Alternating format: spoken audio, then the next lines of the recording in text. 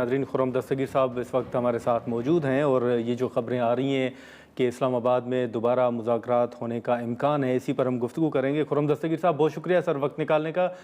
ये यकीनन आपकी नज़र से भी ख़बरें गुजरी होंगी कि ईरान और अमरीका के दरमियान जो मुज़ाकरात का दूसरा राउंड है वो इस्लामाबाद में होने का इम्कान है। आप ज़रा इस हवाले से कोई तस्दीक या तरदीद करेंगे कि वाकई आने वाले हफ्ते में या 21 अप्रैल के बाद इस्लामाबाद में मुज़ाकरात होने जा रहे हैं या नहीं? जी, क्योंकि मुज़ाकरात जो थे, अगर आपके नाज़रीन को मैं याद करा सकूं, एक मुस्बत नोट पर ख़त्म हुए। अगर आप जी। दोनों जो फरीकैन थे उनकी गुफ्तगू सुने, वाइस प्रेसिडेंट जेडी वैंस ने और फिर बाद में ईरान के जो स्पीकर हैं कालिबाफ, उन्होंने, जिसे अंग्रेजी में कहते हैं, कोई ब्लेम गेम नहीं खेली, एक दूसरे को ब्लेम नहीं किया, कोई नेम कॉलिंग नहीं हुई कि जी ये जो है ये साइड थी, इसने ऐसे किया। बड़े एक मुस्बत अल्फाज में ठीक है। जो है उन्होंने कहा कि हमारा एग्रीमेंट नहीं हो सका, जिसकी वजह से एक अभी भी एक स्पेस मौजूद है जिसको इस्तेमाल करते हुए प्राइम मिनिस्टर शहबाज शरीफ और फील्ड मार्शल आसिम मुनीर बहुत मुतहरक डिप्लोमेसी कर रहे हैं। और कोशिश यही है, ये बाज तो जो बैरूनी खबर रसा एजेंसियां हैं वो कह रही हैं कि जी इस वीकेंड हो सकता है, जी। लेकिन बहरहाल पूरी कोशिश ये है कि 21 अप्रैल को जो आखिरी दिन है सीज फायर का, उससे पहले पहले एक और राउंड हो जाए। अभी इस्लामाबाद की भी जो कंफर्मेशन है वो भी मैं आपको नहीं दे सकता, लेकिन गालिब इम्कान यही है कि अगरचे अमेरिका की तरफ से कोई दूसरे वेन्यूज या दूसरे मुल्कों के बारे में बात हुई है, लेकिन ईरान का चूंकि एतमाद अल्हम्दुलिल्लाह पाकिस्तान पर है, जी। तो उनके लिए तो बेहतरीन यही है कि जो उनकी जो पूरा वफद था उसकी सिक्योरिटी का भी जो सारा मामला है, तो वो पाकिस्तान में सबसे बेहतर अपने आप को महफूज महसूस करते हैं। लेकिन अभी ये सब बातें जो हैं ये डिस्कशन स्टेज पर है, इस पर कोई हतमी गुफ्तगू अभी नहीं हो सकती। लेकिन खुर्रम दस्तगीर साहब, ये तो इम्कान ज़ाहिर किया जा रहा है कि चलें इस्लामाबाद में मुज़ाकरात होंगे, लेकिन एक जिस तरह बात की जा रही है कि जो जंग थी उस जंग के दौरान सीज़ फायर पर इत्तफाक होना, फिर मुज़ाकरात की टेबल पर आना, आप समझते हैं कि एक मरतबा मुज़ाकरात होना या एक ही राउंड में शायद इस मसले का हल मुमकिन ना हो? आपको नज़र आ रहा है कि एक दो मुलाकातें जो हैं वो दोबारा होने का इम्कान है? हमें चूंकि पाकिस्तान में बहुत एक यूनिक लम्हा था पाकिस्तान की डिप्लोमेटिक हिस्ट्री में, जी। जिसमें ये मुज़ाकरात इस्लामाबाद में हुए। जी। लेकिन हकीकत ये है कि ईरान और अमेरिका के मुज़ाकरात जो आखिरी दफ़ा कामयाब हुए थे वो 2 साल से भी ज़ायद लगे थे, जो JCPOA का एग्रीमेंट कहा जाता है 2015 का। और उससे पहले भी साल साल लगते हैं एक ऐसे मामलात में। तो पाकिस्तान की जो एक बहुत बड़ी सफारती कामयाबी है इस सारी जंग में, वो ये है कि पाकिस्तान की इंटरवेंशन की वजह से और पाकिस्तान की सफारतकारी की वजह से जो ये जंग इसराइल और अमेरिका ने ईरान के साथ की है, ठीक है। ये जंग वसी होकर इसराइल अरब जंग में नहीं बदली। और इसमें जो हमारे अरब बरादर ममालिक हैं उनके ज़ब्त का और दानिश का बड़ा रोल है, लेकिन इस ज़ब्त और दानिश में पाकिस्तान का भी बड़ा किरदार रहा है। और दूसरा ये है कि यहाँ दोनों ममालिक के बड़े संजीदा वफूद आए थे। 47 सालों में सबसे हाईएस्ट लेवल ये एंगेजमेंट थी जिसमें वो आमने सामने बैठे। ओमान में तो वो आमने सामने भी नहीं बैठे थे, अभी 27 फरवरी को जो खत्म हुए, जिसमें वो अलग-अलग कमरों में मौजूद थे और उनकी पैगाम रसानी होती थी। तो यहाँ हाईएस्ट लेवल पे आमने सामने बैठे, पाकिस्तान भी उस कमरे में मौजूद था। तो पाकिस्तान के लिए तो अल्हम्दुलिल्लाह एक बहुत पेशरफ्त हुई है पाकिस्तान की सफारती साख में, पाकिस्तान की दुनिया में पहचान में, और पाकिस्तान का झंडा अल्हम्दुलिल्लाह ऊंचा हुआ है। लेकिन खुर्रम दस्तगीर साहब, एक बात जो कि इज़राइल के हवाले से हो रही है और हमेशा ये कहा भी जा रहा है, कुछ बयानात और गुफ्तगू भी अगर आप देख लें कि ट्रंप साहब को ज़्यादा दबाव जो है वो इज़राइल की तरफ से था ईरान पर हमले के हवाले से, और अभी भी जो बातें हो रही हैं कि शायद उनका ज़्यादा दबाव है। फिर लेबनान की जो सूरत हाल है वो आपके सामने है।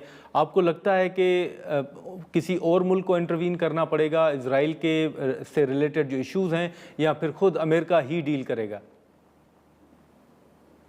कि देखिए, पाकिस्तान के मुज़ाकरात کا جب انڈیا ہوا تو اس کے ساتھ ہی پھر آپ نوٹ فرمائیے کہ آج ٹیوزڈے کو واشنگٹن میں ایران کے مذاکرات کے پریشر کی وجہ سے جی اسرائیل اور لبنان کے مذاکرات آج ڈیو ہیں واشنگٹن میں.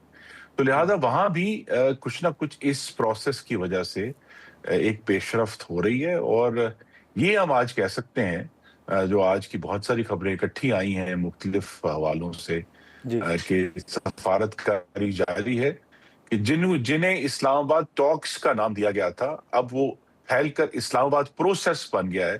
وہ ٹھیک ایک ہے. عمل بن گیا ہے سفارت کاری کا, جس کے نتیجے میں پاکستان امن کے لیے اپنی کوشش جاری رکھے ہوئے ہے اور انشاءاللہ اس میں کامیابی ہوگی. خرم دستگیر صاحب, میں یہ بھی آپ سے جاننا چاہوں گا بطور سابق وزیر دفاع, یہ بھی بتائیے گا کہ جب یہ مذاکرات اسلام آباد کے اندر شروع ہو رہے تھے تو اس وقت پاکستان کے طیارے سعودی عرب جانا, اس حوالے سے جو خبریں آئیں, آپ اس کو کتنا ایک اہم فیصلہ سمجھتے ہیں بطور سابق وزیر دفاع؟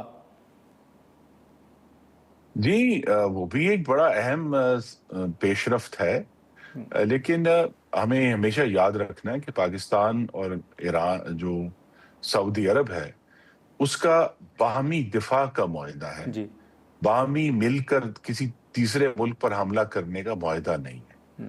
تو سعودی عرب کے دفاع کے لیے, حرمین شریفین کے دفاع کے لیے تو ہم 1982 سے کمیٹڈ ہیں.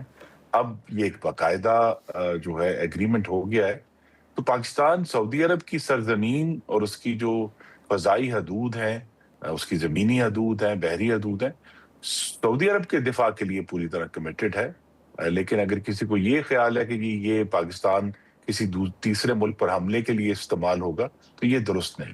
اچھا, لیکن سر یہ بھی ہے نا کہ اس وقت جو پاکستان کا رول رہا ہے اس میں کوئی ملک جو ہے وہ پاکستان سے ناراض نہیں ہے, بڑا بیلنسڈ رہا ہے. لیکن سعودی عرب کے ساتھ جب یہ معاہدہ ہوا یا جو طیارے وہاں پر گئے, اوورآل اگر ہم دیکھیں تو یہ اس معاہدے کو سامنے رکھیں تو آپ کو لگتا ہے کہ اب خدا نخواستہ اگر معاملات آگے بڑھتے ہیں اور خراب ہوتے ہیں تو شاید پاکستان کے لیے بھی ایک چیلنج ہوگا یا نیوٹرل رہنا تھوڑا مشکل ہوگا؟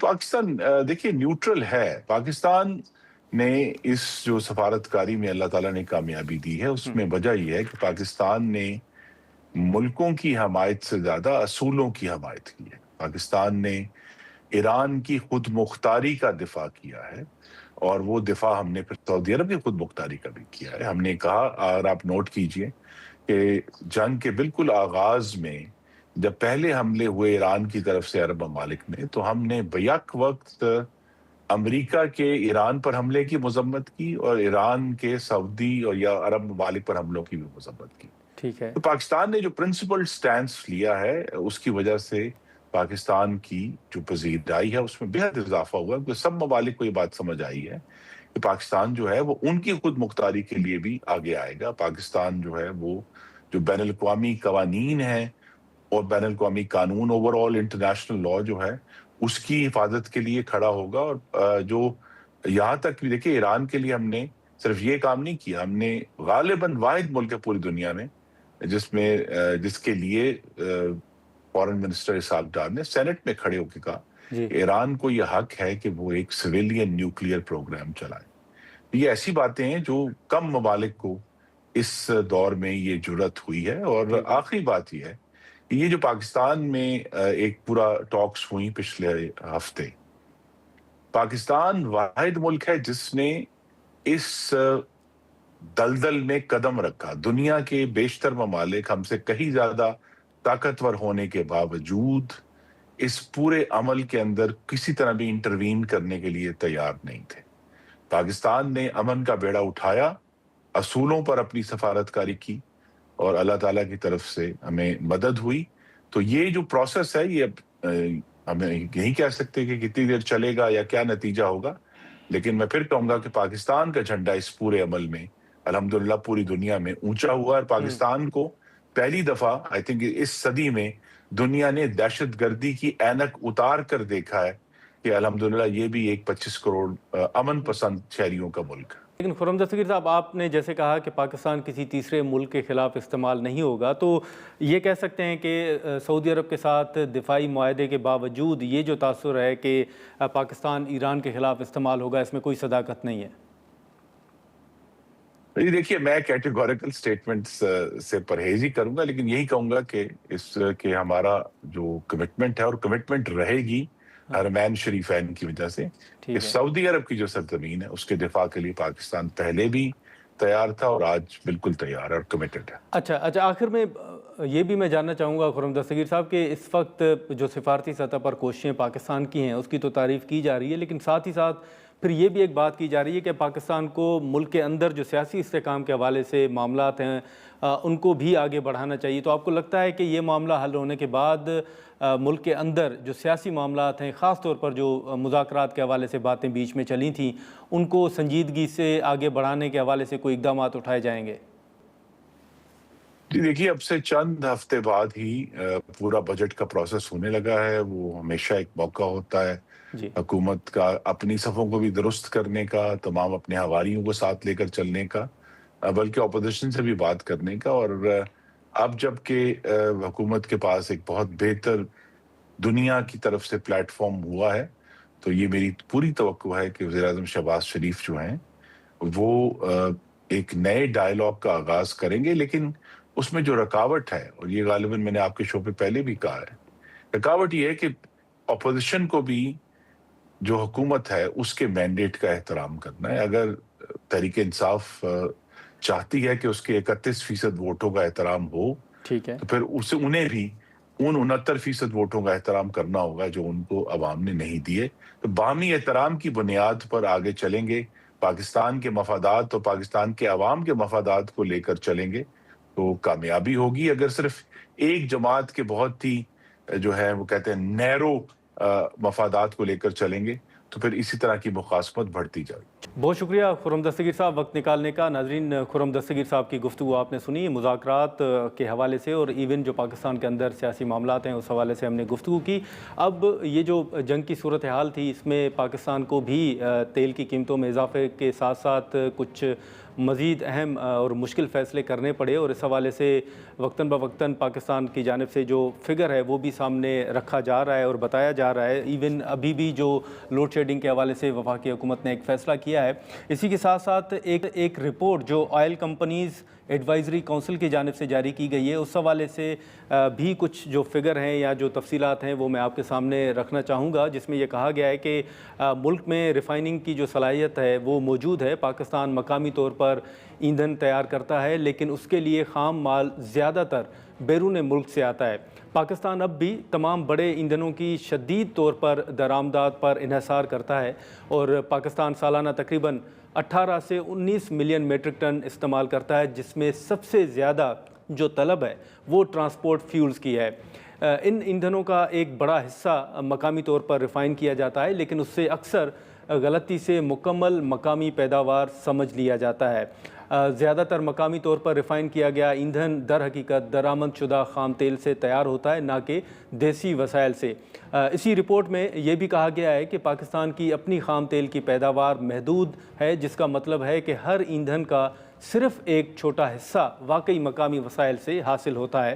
اسی رپورٹ میں جو مزید تفصیلات ہیں جو میٹرک ٹن کے حوالے سے یا جو فگر دیا گیا ہے اس کا بھی ذکر کیا گیا ہے، لیکن اوورآل ہم نے دیکھا کہ اس ساری صورتحال میں جو کچھ تحفظات یا سوالات اٹھائے جا رہے تھے اس کا وقتاً بوقتاً حکومت کی جانب سے جواب بھی دیا جا رہا ہے، اور جو حقائق ہیں وہ بھی سامنے رکھے جا رہے ہیں.